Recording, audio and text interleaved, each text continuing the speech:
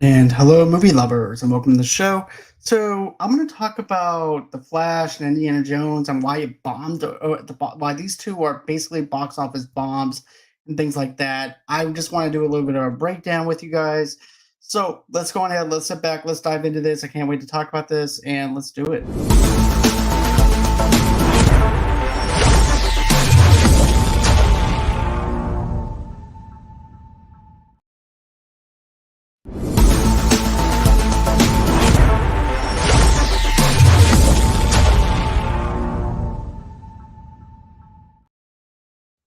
And hello, movie lovers. So, like I said, I'm going to be talking about The Flash and Indiana Jones bombing. And what I'm going to say is this, okay? Number one, you actually had a lot going on with The Flash in order for it to be bombing. Number one, you had the controversy with Ezra Miller that didn't help the situation. Number two, you have a $300 million budget for this film, and it's actually hard to make a movie that has a budget of 300 million and try to break even on that. In order for you to break that, you have to make between, I'm going to say, between 60 and 90 million. And 90 million is actually estimated, it will actually give you a little bit more of a crunch than 60 million, because of the fact that it gives you a chance to be able to make up the money that you might lose and trying to make its money back based off of the way the movie is. But I just feel like between 60 and 90 million is actually a fair vantage point. That's just my understanding of it. But also too, like I said, the reason why it also failed as well is because of the fact that stuff with Ezra Miller, nobody really wanted to go out and support it. And then so they caused some kind of division there. You also had James Gunn saying, "Oh, this is the best comic book movie ever," as well. And like I said before in my review, it is a good, okay comic book movie, but it's not the greatest comic book movie that ever existed on the planet Earth at all. There's other films, other comic book movies that lived up to that expectation. At some point in everything, James Gunn has to just go on ahead and be the person at the forefront that just runs DC. It's okay for a director to say this, but it's not okay for the head saying, "Oh, we had a standing ovation. We actually loved it. It's the best comic book movie ever." I get the fact that you want to sell it, but the fact that you put these high expectations on some people, and then when those expectations are not met, it falls down to the lower tier. And that's what happened with The Flash as well. But the worldwide box office itself for Indiana Jones and the Dial of Destiny also opened up 130 million, which was beaten out by The Flash's 139 million. Both films cost a ton of money to make. And the budget for Indiana Jones's money, to be honest with you, was 295 million. And they need to stop making films that are that costly. You could easily make a film for maybe 100 million, maybe 12 million, somewhere around that ballpark figure, and still be able to make your money back. It is 10 times harder to make a film to where you have this huge budget of 300 million and trying to hope and pray that people will love it and everything, and makes it 10 times harder for them to even make it back. And then, like I mentioned this, okay, so The Flash also had 139 million. Both movies cost a ton of money to make, but Indy 5 actually cost more, over 300 million plus marketing compared to The Flash's 250 million plus. Stateside sees Indiana Jones 5 barely edge out The Flash, as Indy 5 opened at the lower end of the box office estimates at 60 million. While The Flash opened with 55 million, now the race is on to see which one will be the one that winds up bombing or not. But if you look at this, though, even like I said, with Indiana Jones having that big of a budget of 295 million, yes, it did wind up having a 55. The Flash winded up opening up 55 million.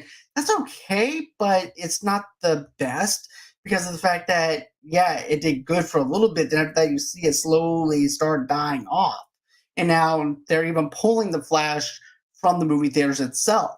But get this, okay? Little Mermaid opened up at 95 million. You also had Creed 3, which is also a little bit of more of a smaller scale film, and that opened up at 58 million. Ant-Man 3 had a little bit better chance and everything too when you look at it, because they opened up at 106 million, and then after that you've seen a decrease as time went on, and so that's what happened. Then Scream 6, which is actually one of my other favorite movies that came out this year, had an opening of 44 million, and then John Wick, who had a Ford, which is actually another film that I really love, had an opening of 73 million, and it had $100 million budget.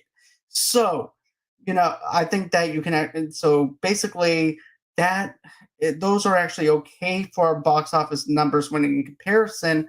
And then you also have Dungeons and Dragons, which opened up at 37 million, Fast X at 67 million. Then you also have the Transformers movies that opened up at 61 million, and then the Flash, of course, at 55 million. But my point being is some of these films are not, in my opinion, don't need to be made for plus or 300 million plus. You can easily do the Flash probably for 150, lower down the budget. Then you can make your money back that way versus it doing that way. Even Deadpool was like a lower cost for the very first one, and then it made some money, and then of course they made a sequel, and then they got more money because of that.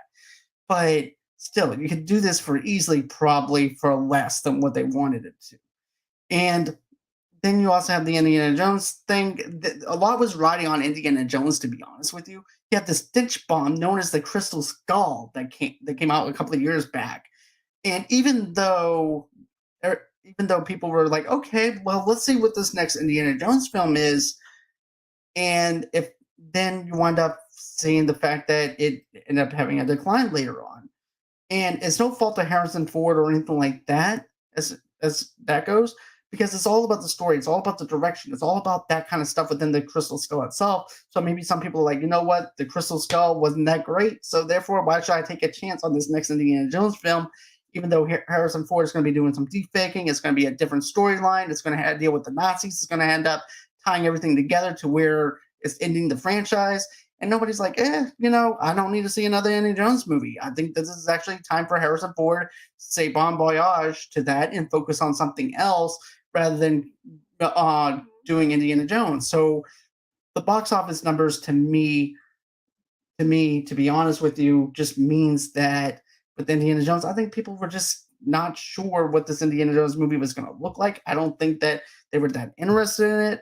And like I said, no fault to Harrison Ford, but I think that people just didn't care enough to want to check out another Indiana Jones movie because of the fact that with the Crystal Skull, it just fell flat for them, and myself included. But also, too, I just want to mention this. And in Deadline's articles on the box office reports, as they reported, The Flash is 139 million worldwide debuted, was a kind of a sluggish, but say Indiana Jones 5 was 130 million, which is soft. Well, they're both terrible whenever you look at it from both ends of the spectacle. Whenever you look at the fact that these numbers are really low, especially whenever you have a movie like The Flash or Indiana Jones, and it's supposed to draw people into the theaters, and nobody's really seeing it because either number one, they don't like the Ezra Miller situation. They also didn't like the fact they also have James Gunn, who just announced that they're rebooting the DC stuff. So it's like, okay, well, why was the point of me seeing these films if you're just going to go ahead and reboot it with Blue Beetle later on? And I think even with Blue Beetle coming out after Aquaman, it's a stupid mistake on DC's part. I feel like if you're going to reboot it with Blue Beetle, you put Blue Beetle last, not first. You're going to put that first and then put Aquaman before that. That way it has a chance to actually reboot itself. But no, you're doing it in a completely wrong way. And it's still not cohesive enough to where people might want to actually give DC a chance. But that's just my little 2 cents on that. But I just feel like, I wanted to love The Flash just as much as everybody else, but it's an okay movie. It's not the best movie, but it's an okay movie, but I'll take it. As far as Indiana Jones goes, I didn't see that film or anything, but the fact that this is actually the box office numbers and is an Indiana Jones film and also trying to let Harrison Ford retire on a high note, this was supposed to be an event. This was supposed to be like the Indiana Jones back whenever it first came out, or the Batman 1989. It was supposed to be an event for people to go to. And it doesn't even feel like an event to me because of the fact that these numbers with that. And of course, with them, not of course, with the box office numbers being very low. So anyways, guys, that's going to do it for me as far as this show goes. I hope that everyone has a great and safe night. If you guys like what I'm doing and everything, comment below. Tell me what you guys think. Do you think that, I'm wrong about this. Tell me what you guys think about this whole entire deal with the Flash and Indiana Jones being a bomb. Did you guys like Indiana Jones? Did you not like Indiana Jones? Comment below, and we'll see you guys on the next one. Don't forget to smash that like button and subscribe button, and we'll catch you next time.